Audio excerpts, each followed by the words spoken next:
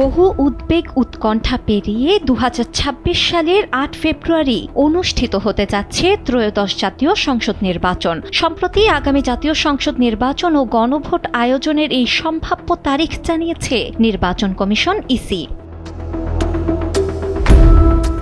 আসন্ন ত্রয়োদশ জাতীয় সংসদ নির্বাচনের জন্য ৩টি তারিখ বিবেচনায় নিয়ে এগোচ্ছে ইসি, যেখানে সম্ভাব্য তারিখ ৫, ৮ ও ১২ ফেব্রুয়ারি। তবে জানা গেছে ৮ ফেব্রুয়ারিকেই প্রাধান্য দেওয়া হচ্ছে এবং বিষয়টি প্রায় চূড়ান্ত পর্যায়ে রয়েছে। অন্য কোনো অপ্রত্যাশিত পরিস্থিতি তৈরি না হলে ত্রয়োদশ জাতীয় সংসদ নির্বাচন এই তারিখেই অনুষ্ঠিত হবে।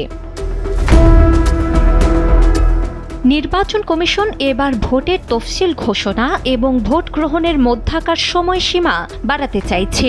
সাধারণত এ ব্যবধান ১.৫ মাস থাকলেও এবার তা প্রায় ২ মাস হবে বলে আশা করা হচ্ছে। তফসিল ঘোষণা সম্ভবত ৭ বা ৮ ডিসেম্বরের মধ্যে করা হবে এবং প্রধান নির্বাচন কমিশনারের ভাষণের মাধ্যমেই এটি ঘোষিত হবে। সংসদ নির্বাচন ও গণভোটের তফসিল একই সঙ্গে ঘোষণা করা হবে।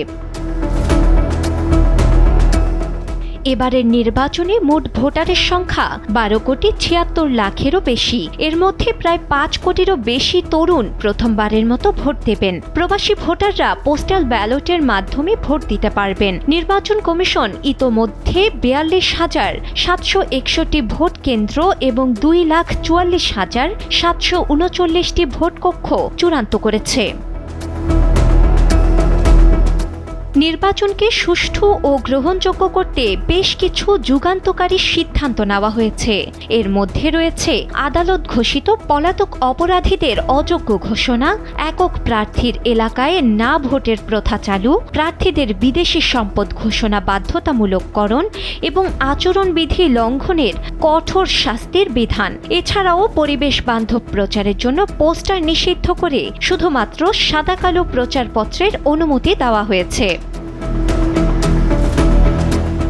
নির্বাচনী নিরাপত্তা নিশ্চিত করতে ৮ লাখেরও বেশি আইনশৃঙ্খলা রক্ষাকারী বাহিনীর সদস্য নিয়োজিত থাকবেন। এছাড়া বিগত বছরের মতো ভোটের দিন সাধারণ ছুটি থাকার পাশাপাশি পরের দিনও ছুটি রাখার বিষয়টি ভাবা হচ্ছে। সামগ্রিকভাবে একটি সুষ্ঠু, শান্তিপূর্ণ ও অংশগ্রহণমূলক নির্বাচন নিশ্চিত করতে নির্বাচন কমিশন তাদের সর্বোচ্চ প্রস্তুতি সম্পন্ন করেছে বলে ইসি জানিয়েছে। শিলা ইসলাম, সময়ের আলো।